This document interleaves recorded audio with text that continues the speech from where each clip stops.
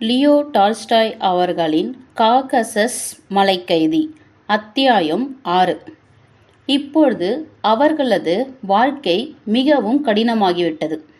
அவர்களுடைய கால் விலங்குகள் ஒருபொழுதும் எடுக்கப்படவே இல்லை. அவர்கள் சிறு பொழுது கூட வெளியே காற்றாட செல்ல அனுமதிக்கப்படவில்லை. சுடப்படாத ரொட்டி மாவு நாய்களுக்கு வீசுவதைப் போல அவர்களுக்கு வீசப்பட்டது. ஒரு குவளையில் நீர் அந்த குழிக்குள் இறக்கப்பட்டது.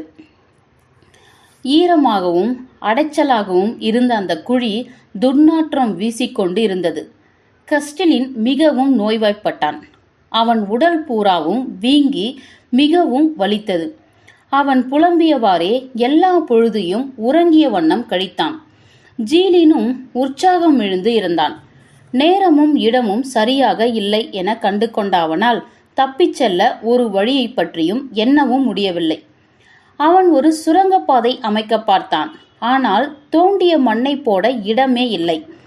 எஜமானன் அதை பார்த்துவிட்டு அவனை கொன்று விடுவேன் என்று பயமுறுத்தினான். ஒரு நாள் அவன் அந்த குழியின் தரையில் அமர்ந்து கொண்டு விடுதலை பற்றி யோசித்த வண்ணம் மிகவும் மனம் தளர்ந்து இருந்தான். அப்பொழுது திடீரென்று அவன் மடியில் ஒரு கேக் விழுந்தது.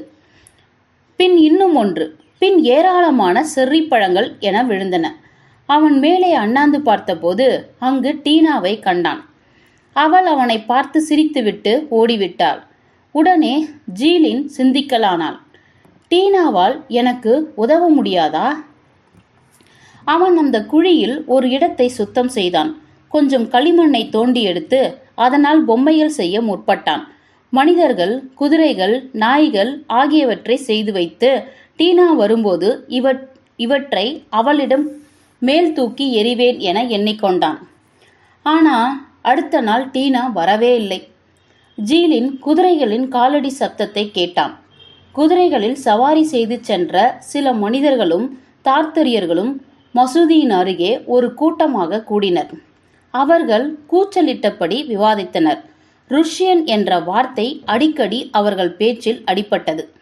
அந்த முதியவனின் குரலையும் அவனால் கேட்க முடிந்தது. அவனால் அவர்கள் பேச்சை முழுமையாக விளங்கிக் கொள்ள முடியவே இல்லை. ருஷ்ய துருப்புகள் எங்கோ சமீபத்தில் இருப்பதை யூகித்து அறிந்து கொண்டான். தார்த்தரிகள் இத்துருப்புகள் ஆவுலுக்குள் நுழைந்துவிட்டால் தங்கள் கைதிகளை என்ன செய்வதென்று யோசித்ததையும் உணர்ந்து கொண்டான். சிறிது நேரம் பேசிவிட்டு அவர்கள் கலைந்து சென்றனர். திடீரென்று மேற்புறம் ஒரு சலசலப்பு சப்தம் கேட்கவே ஜீலின் அண்ணாந்து பார்த்தபோது டீனா குழியின் ஓரத்தில் முழங்காலுக்கு இடையே தலையை அவ்வளவு குனிந்து கொண்டு பார்ப்பதை கண்டான். அவளுடைய தலை பின்னலில் இருந்த காசுகள் குழியின் மேற்புறமாக நோக்கி ஊஞ்சலாடின. அவளுடைய கண்கள் நட்சத்திரங்களைப் போல் மின்னின. 2 பாலாடை கட்டிகளை தன் சட்டையின் கைமடிப்பிலிருந்து எடுத்து அவள் அவனிடம் வீசி எறிந்தாள். ஜீலின் அவற்றை எடுத்துக்கொண்டபடி அவளிடம், நீ ஏன் நேற்று வரவில்லை? நான் உனக்காக சில பொம்மைகளை செய்து வைத்திருக்கிறேன், இதோ பிடி என்றான். அவற்றை ஒவ்வொன்றாக மேலே வீசெறிந்தான். ஆனால் அவள் தன் தலையை அசைத்தபடி அவற்றை ஏறெடுத்தவும் பார்க்கவில்லை. எனக்கு அவை ஒன்றும் வேண்டாம் என்றாள். சிறிது நேரம் அமைதியாக உட்கார்ந்துவிட்டு பின், இவான், அவர்கள் உன்னை கொல்லப் போகிறார்கள் என்றபடி தனது கழுத்தில் கையை வைத்து அதை அறுப்பதைப் போல ஜாடை காட்டினாள். யார் என்னை கொல்ல விரும்புகிறார்கள்? என் தந்தைதான். அந்த முதியவர்கள் அவன் அவ்வாறு செய்ய வேண்டும் என்கிறார்கள். ஆனால் நான் உனக்காக வருத்தப்படுகிறேன், ஜீலின் கூறினான். சரி, நீ எனக்காக வருத்தப்பட்டால் ஒரு நீண்ட கழியை கொண்டு வா என்றான். அவள் தலையை அசைத்தபடி என்னால் முடியாது என்றாள். அவன் தன் 2 கரங்களையும் இறுக கூப்பிக்கொண்டு அவளிடம் வேண்டினான். டீனா, தயவு செய்து இதை செய்யுமா? அன்பான டீனா, நான் உன்னை கெஞ்சி கேட்கிறேன். என்னால் முடியாது என்றவள், நான் கழியை கொண்டு வந்தால் அவர்கள் எல்லோரும் அதை பார்த்து விடுவார்கள், எல்லோரும் வீட்டில்தான் இருக்கிறார்கள் என்று கூறிவிட்டு சென்று விட்டாள். மாலை பொழுதான போது ஜீலின் இன்னும் குழியின் தரையில் அமர்ந்தபடியே அடிக்கடி அண்ணாந்து மேலே பார்த்தபடியே என்ன நடக்கப் போகிறதோ என யோசித்தபடி இருந்தான். ஆகாயத்தில் நட்சத்திரங்கள் இருந்தன. ஆனால் நிலவு இன்னும் எழும்பவில்லை. முல்லாவின் பிரார்த்தனை குரல் கேட்டது. பின் எல்லாம் அமைதியாகிவிட்டது. அந்த சிறுமி இதை செய்ய பயப்படுவாள் என எண்ணியவாறு அவன் கண்ணயர ஆரம்பித்தான். திடீரென அவன் தன் தலை மீது மண் விழுவதை உணர்ந்தான். அவன் உயர நோக்கிய போது ஒரு நீண்ட கழி குழியின் எதிர்சுவரில் குத்திய வண்ணம் இருப்பதைக் கண்டான். சிறிது நேரம் அவ்வாறு குத்திய வண்ணம் இருந்துவிட்டு அது நழுவி குழிக்குள் இறங்கியது. ஜீலின் மிகவும் மகிழ்ச்சியடைந்தான். அதை பிடித்த வண்ணம் குழிக்குள் இறங்கினான். அது ஒரு நல்ல உறுதியான கழி. தன் எஜமானின் குடிசையின் கூரை மீது அதை அவன் முன்பு பார்த்திருக்கிறான். அவன் அண்ணாந்து பார்த்தான். உயரே வானில் நட்சத்திரங்கள் மின்னிக் கொண்டிருந்தன. குழியின் மேலே டீனாவின் கண்கள் இருளில் பூனையின் கண்களைப் போல பிரகாசித்தன. அவள் குழியின் விளிம்பு வரை உடலை வளைத்து இரகசியமான குரலில் இவான் இவான் என்றபடி தன் முகத்துக்கு முன்பு கையை ஆட்டி அவன் தாழ்ந்த குரலில் பேச வேண்டும் என்பதை தெரிவித்தாள். என்ன என்றான் ஜீலின். இருவரை தவிர எல்லோரும் எங்கே சென்று விட்டார்கள். அப்பொழுது ஜீலின், கஸ்டிலின் வா, நாம் கடைசியாக ஒரு முறை முயல்வோம், நான் உனக்கு எழுந்திருக்க உதவுகிறேன் என்றான். ஆனால் கஸ்டிலின் அதை காதில் வாங்கிக் கொள்ளவே இல்லை. முடியாது என்றவன், நான் இங்கிருந்து வெளியேற முடியாது என்பது சர்வ நிச்சயம். எனக்கு திரும்பி பார்க்க கூட சக்தி இல்லாமல் இப்பொழுது நான் இருக்கேன். எப்படி எங்கே செல்ல முடியும் என்றான். நல்லது, அப்பொழுது நான் சென்று வருகிறேன். Good bye. என்னை பற்றி தப்பாக எண்ணாதே. இருவரும் நட்பின் அடையாளமாக கன்னத்தில் முத்தமிட்டு கொண்டனர். இது அந்நாட்டு வழக்கம். ஜீலின் கழியை இறுக பிற்றி கொண்டான். டீனாவிடம் அதை கெட்டியாக பிடித்து கொள்ளச் சொல்லவிட்டு அதில் தாவி ஏற ஆரம்பித்தான். ஓரிரு முறைகள் வழுக்கினான். கால் விலங்குகள் அவனை தடுத்தன. பின் கஸ்டிலின் உதவியோடு ஒருவாறு உச்சியை அடைந்தான். டீனாவும் சிரித்தவாறே தனது சிறிய கைகளால் அவனது சட்டையை பற்றி இழுத்து உதவினாள். ஜீலின் கழியை வெளியே எடுத்து அவளிடம் கொடுத்து, முதலில் இதை அதன் இடத்தில் திருப்பி வைத்துவிடு, இல்லாவிட்டால் இதை கண்டுபிடித்துவிட்டு அவர்கள் உன்னை போட்டு அடிக்கப் போகிறார்கள் என்றான். அவள் அந்த கழியை இழுத்து கொண்டு சென்றாள். ஜீலின் குன்றிலிருந்து இறங்கிச் செல்ல ஆரம்பித்தான். அவன் செங்குத்தான சரிவிலிருந்து இறங்கியதும் ஒரு கூரான கல்லை எடுத்து கால் விலங்கிலிருந்து பூட்டை திருகி இழுத்து உடைக்க பார்த்தான். ஆனால் அது கெட்டியான பூட்டாக இருந்ததால் அவனால் அதை உடைக்க முடியவில்லை. மேலும் அதை குனிந்து பிடித்து உடைப்பதும் கடினமாக இருந்தது. யாரோ குன்றிலிருந்து குதித்து ஓடி சுலபமாக இறங்கி வரும் ஓசை கேட்டது. நிச்சயமாக அது திரும்பவும் டீனாதான் என அவன் எண்ணிக்கொண்டான். டீனா ஓடி வந்து ஒரு கொல்லை எடுத்துக்கொண்டு, நான் முயற்சி செய்கிறேன் என்றாள். முழந்தாளிட்டு அமர்ந்தபடி பூட்டை திருகி உடைக்க அவள் முயன்றாள். அவளுடைய சின்னஞ்சிறிய கைகள் சிறு மரக்கிளைகள் போல மெல்லியதாக பலமில்லாமல் இருந்தன. அவளுக்கு போதிய சக்தி இருக்கவில்லை. அவள் கல்லை விட்டெறிந்துவிட்டு விம்மி அழ ஆரம்பித்தாள். பிறகு ஜீலின் திரும்பவும் பூட்டை உடைக்க முயற்சி செய்தான். டீனாவும் அவன் தோளின் மீது கைகளை வைத்தபடி அவன் பக்கம் சம்மணமிட்டு அமர்ந்து கொண்டாள். ஜீலின் சுற்றுமுற்றும் பார்த்தபோது ஒரு சிவப்பு நிற வெளிச்சம் குன்றின் இடதுபுறம் படருவதை கண்டான். நிலா அப்பொழுதுதான் உதயமாகிக் கொண்டிருந்தது. ஆ, நிலா எழுவதற்கு முன்பே நான் பள்ளத்தாக்கை கடந்து காட்டினுள் சென்றிருக்க வேண்டும் என எண்ணிக்கொண்டான். ஆகவே எழுந்து கல்லை தூக்கி எறிந்தான். இனி விலங்குகளுடன் தான் அவன் செல்ல வேண்டும். அன்புள்ள டீனா, குட் பை. உன்னை நான் ஒருபோதும் மறக்க மாட்டேன் என்றான். டீனா அவனை பிடித்திழுத்து தான் கொண்டு வந்திருந்த சில பாலாடை கட்டைகளை வைக்க ஒரு இடத்தை தன் கைகளால் துழாவினாள். அவன் அவற்றை அவளிடமிருந்து பெற்றுக்கொண்டான். நன்றி என் சின்ன குட்டி, நான் போய்விட்டு பின்பு உனக்கு யார் பொம்மைகள் செய்து வருவார்கள் என கேட்டான். அவள் தலையை தடவி விட்டான் ஜீலின். டீனா தன் சிறு கைகளால் முகத்தை மூடிபடி திடீரென விம்மி அழ ஆரம்பித்தாள். பின்பு அவள் பின்னலில் இருந்த நாணயங்களை பின்புறத்தில் பட்டு கலகலவென ஒலி எழுப்பி குன்றின் மேல் ஒரு சிறு ஆட்டுக்குட்டியைப் போல ஏறி ஓடினாள்.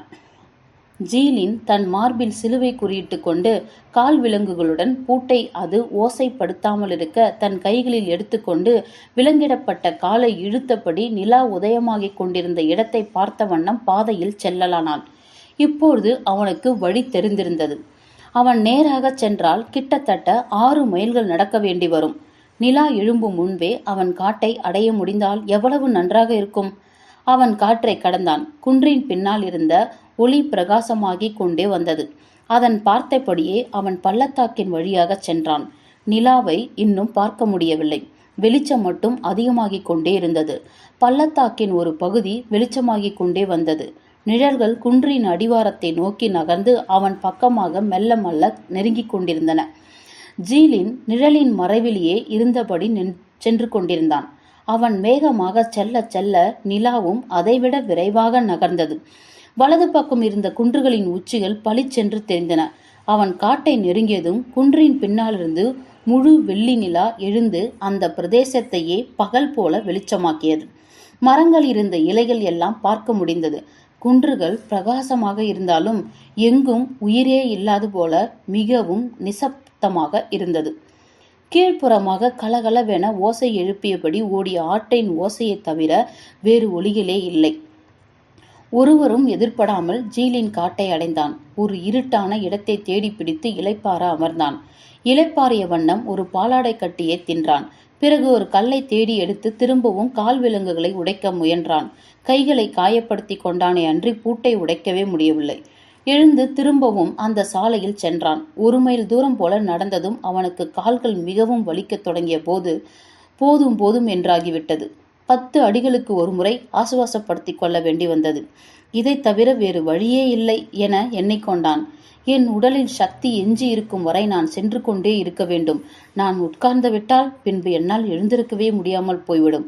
பிறகு நான் கோட்டையை அடைய முடியாது. ஆனால் பொழுது விடிந்ததும் நான் காட்டில் படுத்து உறங்கி அங்கே பகல் பொழுதை கழிப்பேன். திரும்பவும் இரவில் என் வழியில் செல்வேன். இரவு முழுவதும் அவன் இவ்வாறு நடந்தான். 2 தார்த்தரிகள் குதிரைகளின் மீது அவனை கடந்து சென்றனர். அவன் ஒரு மரத்தின் பின் ஒளிந்தவாறு அவர்கள் செல்லும் ஒளியை வெகு தூரம் வரை கேட்டான். நிலா ஒளி மங்க ஆரம்பித்து பனித்துளிகள் விழத் தொடங்கின. விடியும் வேலை நெருங்கியது. ஆனால் ஜீலின் இன்னும் காட்டின் எல்லையை அடைந்திருக்கவில்லை.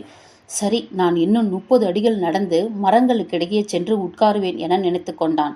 இன்னும் 30 அடிகள் நடந்ததும் தான் காட்டின் எல்லையில் இருக்க கண்டான். அந்த விளிம்பிற்கு சென்றான். இப்பொழுது விடிந்து வெளிச்சமாக இருந்தது. அவனுக்கு எதிரில் நேராக சமவெளியும் கோட்டையும் தென்பட்டன. இடது பக்கமாக அடிவாரச் சரிவின் அருகில் அணைந்து கொண்டிருந்த நெருப்பின் புகை பரவி கொண்டிருந்தது. அதை சுற்றி சில மனிதர்கள் அமர்ந்திருந்தார்கள். அவன் கூர்ந்து நோக்கிய போது துப்பாக்கிகள் பளபளப்பதை கண்டான்.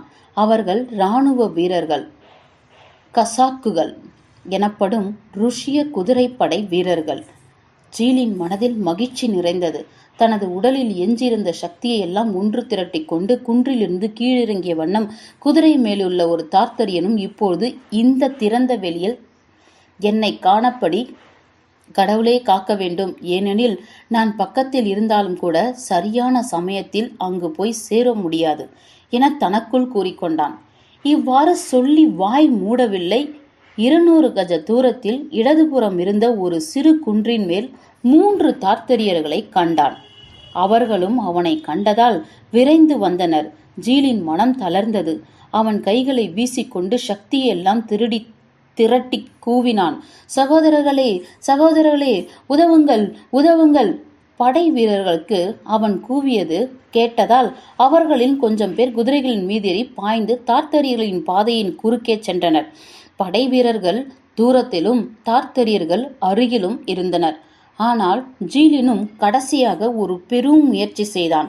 கால் விலங்குகளை கையில் தூக்கி பிடித்து கொண்டு தான் என்ன செய்கிறேன் என்றே உணராமல் மார்பில் சிலுவைக்குறியை இட்டுக்கொண்டு, சகோதரர்களே, சகோதரர்களே, சகோதரர்களே, எனக்கு உதவுங்கள் என்று கூவியவாறு அவன் படைவீரர்களை நோக்கி ஓடலானான். அங்கு 15 படைவீரர்கள் இருந்தனர். ஆனால் தார்த்தரியர்கள் அச்சம் கொண்டு அவனை நெருங்குவதற்கு முன்பே நின்றுவிட்டனர். ஜீலின் தடுமாறிய வண்ணம் படைவீரர்களை நோக்கிச் சென்றான். அவர்கள் அவனை சுற்றி வளைத்து கொண்டு கேள்விகளை கேட்க ஆரம்பித்தனர். நீ யார்? எங்கிருந்து வருகிறாய்? ஆனால் ஜீலின் ஒன்றுமே செய்ய இயலாதனவாகி அழுத வண்ணம் சகோதரர்களே, சகோதரர்களே என மட்டும் பிதற்றிக் கொண்டே இருந்தான். அந்த படைவீரர்கள் ஓடி வந்து அவனை சூழ்ந்து கொண்டு ஒருவன் ரொட்டியை கொடுக்கவும், இன்னொருவன் கொஞ்சம் தானியத்தை கொடுக்கவும், மூன்றாவன் வோட்காவை கொடுக்கவும், ஒருவன் அவன் மீது ஒரு அங்கியை போர்த்தினான். இன்னொருவன் அவன் கால் தலைகளை உடைத்தான். அவர்களில் இருந்த அதிகாரிகள் அவனை அடையாளம் கண்டு கொண்டனர். அவனை தங்களுடன் கோட்டைக்கு அழைத்துச் சென்றனர். மற்ற படைவீரர்கள் அவனை கண்டு மகிழ்ச்சி அடைந்தனர். அவனது எல்லா நண்பர்களும் அவனை சுற்றி சூழ்ந்து கொண்டனர். ஜீலின் தனக்கு நேர்ந்ததையெல்லாம் அவர்களுக்கு கூறினான். நான் வீடு சென்று திருமணம் செய்து கொண்ட கதை இதுதான். விதியே அதற்கு எதிராக இருந்தது என்பது வெட்ட வெளிச்சமாக தெரிகிறது என்றான். ஆகவே அவன் காக்கசஸ் மலைப்பகுதியில் இராணுவத்தில் தொடர்ந்து பணிபுரிந்தான். கஸ்டிலின் மேலும் 1 மாதம் கழித்து 5000 ரூபிகள் மீட்புத் தொகை கொடுத்த பின் விடுதலை செய்யப்பட்டான். அவர்கள் அவனை திரும்பி கொண்டு வந்த போது அவன் உயிர் ஏறக்குறைய போயே விட்டிருந்தது. முற்றும்.